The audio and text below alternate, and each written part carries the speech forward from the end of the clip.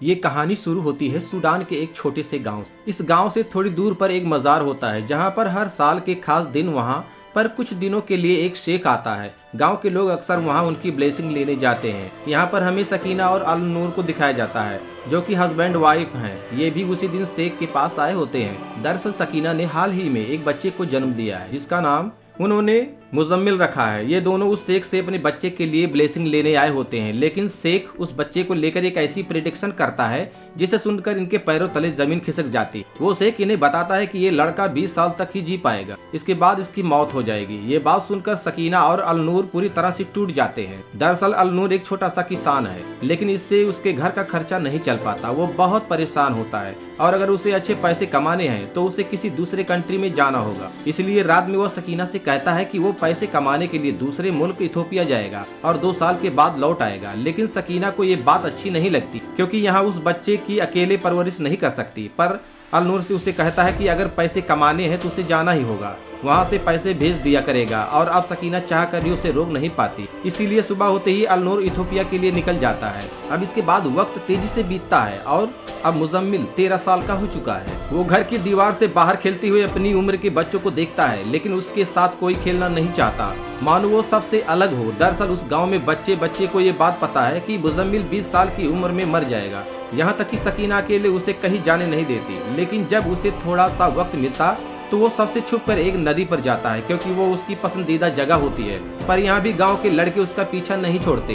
वो उसे तंग करने के लिए नदी पर भी पहुंच जाते हैं, इसलिए वो वहां से भाग जाता है और वो सीधा अपने घर आ जाता है। वहां पर वो अपनी माँ से पूछता है कि उसकी मौत कैसे होगी, लेकिन सकीना उसे इस बात का कोई जवाब नहीं देती। मुजामिल हमेशा से अपने फादर से मिलने की जिद करता रहता है जो कि सालों से किसी दूसरी कंट्री में है, लेकिन सकीना को ये भी पता नहीं कि वो जिंदा भी है या नहीं। वहीं पास में एक आदमी की दुकान है जिसका नाम ईसा है, जहां से वो अपने घर के लिए सामान लेती है। वहीं पास बैठी आंट नफीसा सकीना से पूछती है कि क्या अल नूर की कोई खबर मिली। सकीना कहती है कि वो अक्सर उसे लेटर लिखता है पर कुछ दिनों से उसकी कोई खबर नहीं। अब वहाँ से निकलते वक्त उसे इमाम मिलते हैं। वो सकीना से कहते हैं कि ये बड़ा हो रहा है, इसे इस तरह से घर में रखना ठीक नहीं है, इसे मेरे पास लाया करो, मैं इसे कुरान पढ़ाना सिखाऊंगा। लेकिन सकीना कहती है कि इतनी कम उम्र में वो ये सब सीखकर क्या करेगा, क्योंकि उसके पास कुछ साल और बचे हैं। इमाम के काफी समझाने पर सकीना मान जाती है। इसके बाद हम देखते हैं कि सकीना घर चलाने के लिए सिलाई का काम करती है, जिससे उसे थोड़े पैसे मिल जाते हैं। अगले दिन वो मुजम्मिल को वहाँ मॉस्क में ले जाती है। वहाँ काफी सारे और भी बच्चे होते हैं जो कुरान पढ़ते हैं। यहाँ पर हम एक लड़की को देखते हैं जिसका नाम नाइमा है। दरअसल नाइमा मुजम्मिल की पड़ोस में रहती है। मुजम्मिल सिर्फ उससे ही बात करता है और नाइमा को भी मुजम्मिल से बात करना काफी पसंद है। जब इन्हें थोड़ा वक्त मिलता है तो ये दोनों नदी पर जाकर एक दूसरे से काफी बातें करते हैं। अब इसके बाद जब मुजम्मिल मॉस्क में होता है तो वहाँ बैठे 4 लड़के उसे उठाकर वहाँ एक बक्से में बंद कर देते हैं। वो चीखता है और चिल्लाता रहता है, लेकिन कोई उसकी एक नहीं सुनता। अब धीरे धीरे वक्त बीतता है और अब मुजम्मिल बड़ा हो चुका है, यानी कि वो अब जवान है। आज काफी दिनों के बाद उसके फादर का लेटर आया।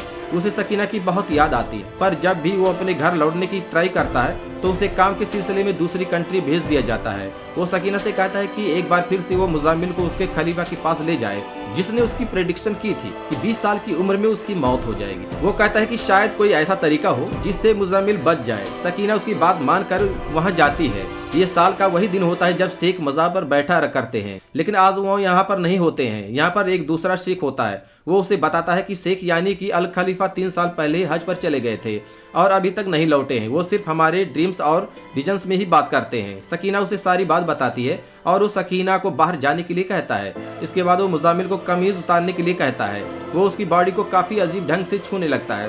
वो उसे कहता है कि अब जितने भी दिन तुम्हारे पास बाची बच गए हैं खुद को हमें सौंप दो। मुजामिल वहाँ से चला जाता है। अब इसके बाद हम सकीना को देखते हैं कि जिसके घर की दीवार लाइन से अब भर चुकी है। वो हर रोज एक लाइन खींचती है। दरअसल ये लाइंस मुजामिल की जिंदगी के दिनों को शो करती है, यानी उसके जितने भी दिन गुजर गए हैं और बाकी जितने भी दिन बचे हैं ये सब तब वो उस दीवार पर लिखती है। अब मुजामिल वहाँ पासी की दुकान में काम करने लगता है जिसका मालिक ईसा है। सुबह दुकान भी वही खोलता है और बंद भी वही करता है। यहाँ पर आंट नफीसा काफी परेशान होती। वो मुजम्मिल से कहती है कि मेरे मरने के बाद इस घोड़े का ख्याल कौन रखेगा। दरअसल आंट नफीसा के पास एक घोड़ा होता है जिसे वो बहुत प्यार करती है और उसे पूरा यकीन है कि उसके मरने के बाद मुजम्मिल उसकी देखभाल करेगा। वीडियो में आगे बढ़ने से पहले आप सबसे रिक्वेस्ट है कि मेरे 99% व्यूवर्स वीडियो तो देखते हैं लेकिन चैनल को सब्सक्राइब नहीं करते और ना ही वीडियो को लाइक करते हैं। तो आप सबसे रिक्वेस्ट है कि मेरे चैनल को सब्सक्राइब और वीडियो को लाइक कर दीजिए। अब अगली सीन हम देखते हैं कि नईमा और मुजम्मिल एक दूसरे से प्यार करने लगे हैं। मुजम्मिल खुश तो होता है पर कहीं न कहीं उसे आने वाली कल की फिक्र है। अगले दिन सकीना मुजम्मिल को कहती है कि तुम उस दुकान पर जाना छोड़ दो। दरअसल वो चाहती है कि अब उसके जितने भी दिन बचे हैं वो सकीना की नजरों के सामने ही रहे। मुजम्मिल उसे कहता है कि आज दुकान के काम से मुझे शहर जाना है, पर सकीना उसे मना कर देती है कि वो उस गांव को छोड़कर कहीं नहीं जाएगा। लेकिन फिर भी वो अपनी माँ की बातों को नजरअंदाज करके दुकान पर आ जाता है। ईसा उसे अपने पास बुलाता है और उसके हाथ में एक थैला थमा देता है।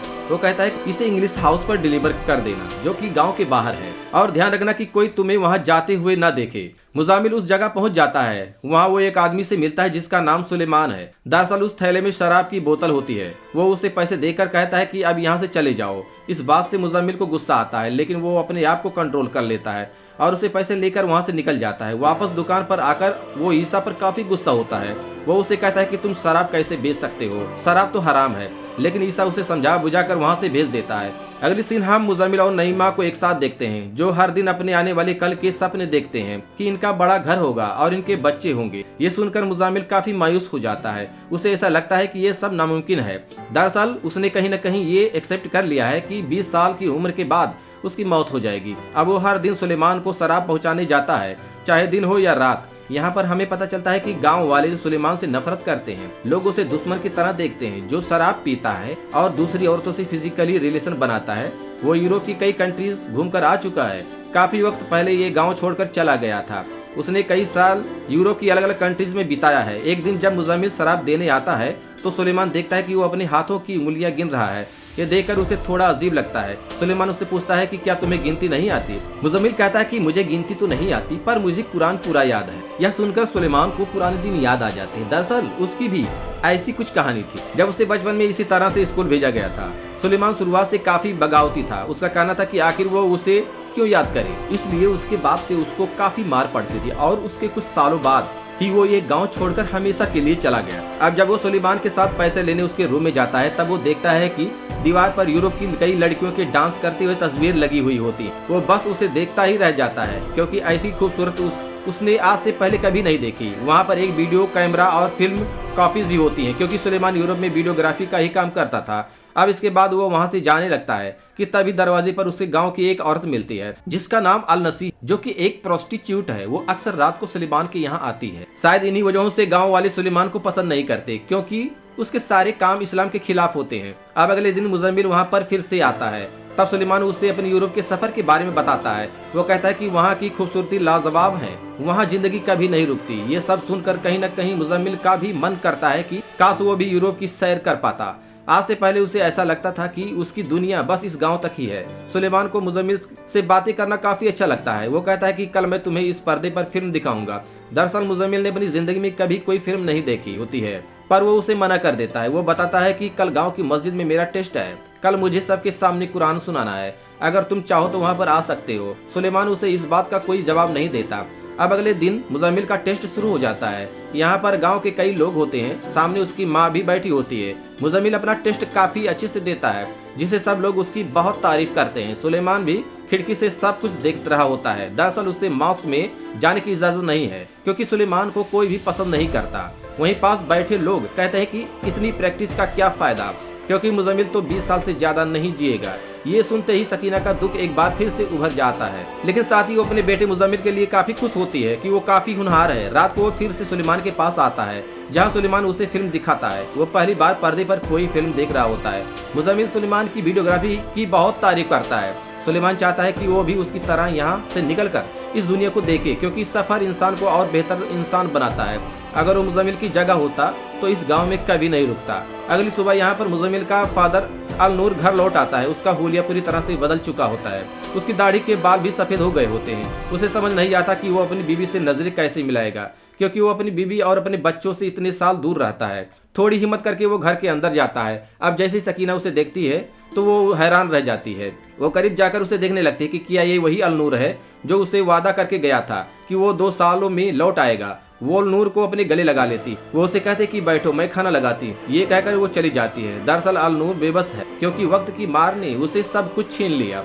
वो अपनी फैमिली के साथ ही नहीं था, जब उन्हें उसकी ज्यादा जरूरत थी। अब जब मुजम्मिल घर लौटता है तो अपने फादर को बस देखता ही रह जाता है। मुजम्मिल खुश भी होता है लेकिन अब उसे गुस्सा भी होता है, क्योंकि आज जब वो अपने आखिरी दिनों में होता है तो उसके बाप वापस आ गए। उस दिन वो काफी रोता है कि काश उसके फादर वापस ना आते। रात को अलनूर सकीना से माफी मांगता है। वो कहता है कि उसने बहुत कोशिश की पर वो लौट कर नहीं आ सका, लेकिन सकीना उसकी बात पर कोई जवाब नहीं दिया।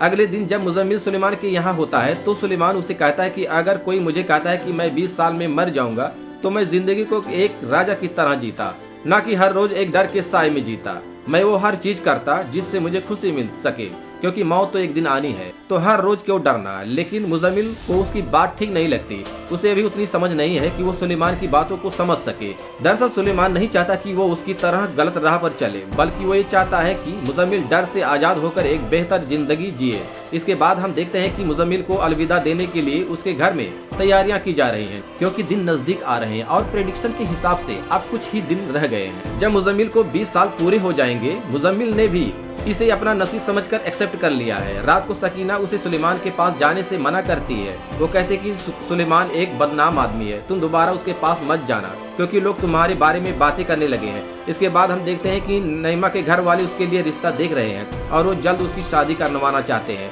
अगले दिन वो मुजम्मिल के पास आती है और उसे सारी बातें बताती है, लेकिन मुजम्मिल इसमें कुछ नहीं कर सकता। वो खुद अपने आखिरी दिनों में है। नईमा उसे कहती है कि एक बार मेरी माँ से बात करके देखो, शायद वो मान जाए। पर मुजम्मिल को समझ नहीं आता कि वो किस मुंह से उसके पास जाए, क्योंकि सारे गांव को पता है कि वो कुछ ही दिनों में मर जाएगा। दूसरी तरफ अलनूर और सकीना अपने बेटे के लिए एक अच्छी सी जगह देख रहे होते हैं जहां उसे मरने के बाद दफन किया जाएगा। इसके बाद हम देखते हैं कि एक हफ्ते भर से ज्यादा का वक्त बीत गया होता है, पर मुजम्मिल सुलेमान से मिलने अभी तक नहीं आया। सुलेमान को उसकी फिक्र होने लगती है, क्योंकि वो हर रोज टाइम से उसे मिलने आता था। एक दिन सुलेमान मस्जिद में जाता है जहाँ मुजम्मिल उसे वहाँ पर मिल जाता है। वो उसे कहता है कि 20 साल का होने तक मुझे यहीं रहना है। सुलेमान उसे कहता है कि तुम इतने दिनों से मेरे पास क्यों नहीं आए।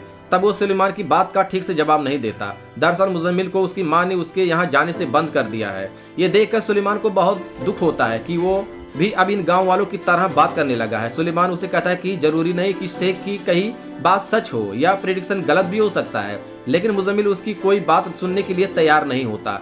जाने से पहले सुलेमान उसे कहता है कि जब तुमने जिंदगी में कोई गुनाह किया ही नहीं तो यहाँ किस चीज की माफी मांग रहे हो। इतना कहकर वो यहाँ से चला जाता है। अगले दिन नईमा की माँ दुकान पर कुछ सामान लेने आई होती है, क्योंकि आज शाम नईमा की एंगेजमेंट है। ये जानकर मुजम्मिल को बहुत दुख होता है, क्योंकि वो नईमा से बहुत प्यार करता है। वो सुलेमान के पास जाकर बहुत रोता है। वो इतना बेबस है कि अपने प्यार को बचाने के लिए कुछ नहीं कर सकता। इस बात पर सुलेमान उसे बहुत डांटता है। वो कहता है कि कायरो की तरह रोना बंद करो। यहाँ इस गांव में हर कोई अपनी जिंदगी मजे से जी रहा है, सिर्फ तुम एक जिंदा लाश की तरह 20 सालों से जी रहे हो। अगर अभी भी तुम्हारी आंखें नहीं खुली तो उठो और यहाँ से निकल जाओ। ये सुनकर मुजम्मिल वहाँ से चला जाता है। अलनस को ये बिल्कुल भी अच्छा नहीं लगता कि सुलेमान को मुजम्मिल के साथ इस तरह से बात नहीं करनी चाहिए। अब इसके बाद हम मुजम्मिल को देखते हैं, जो अक्सर छुप कर नईमा को देखता है, क्योंकि 2 से 3 दिनों में उसकी शादी होने वाली है और वो कुछ नहीं कर सकता। अगले दिन हम देखते हैं कि सुलेमान की तबीयत बहुत खराब हो जाती है। अब आखिरकार 2 दिन गुजर जाते हैं और आज नईमा की शादी है। नईमा को अभी भी यकीन होता है कि मुजम्मिल उसे यहाँ से ले जाएगा, लेकिन अब बहुत देर हो चुकी है। दूसरी तरफ मुजम्मिल नदी में छलांग लगा देता है, जबकि उसे तैरना भी नहीं आता। दरअसल वो नईमा से बहुत प्यार करता है। वह जोर जोर से पागलों की तरह चिल्लाने लगता है।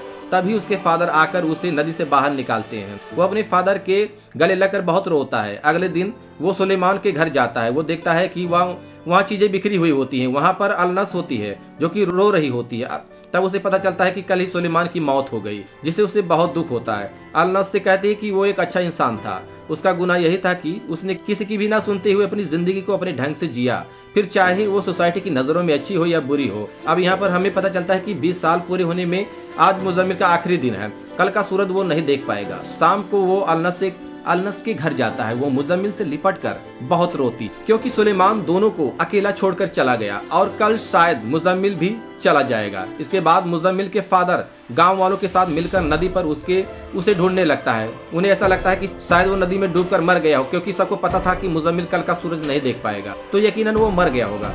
अगली सुबह हम देखते हैं मुजम्मिल अल-नसी के घर में है। उसकी जब आंख खुलती है तो वो अभी भी जिंदा है। उसे ऐसा लगता है कि वो मर चुका है या फिर कोई सपना देख रहा है, लेकिन वो सच में जिंदा होता है। यानी कि शेख की प्रेडिक्शन गलत साबित हुई।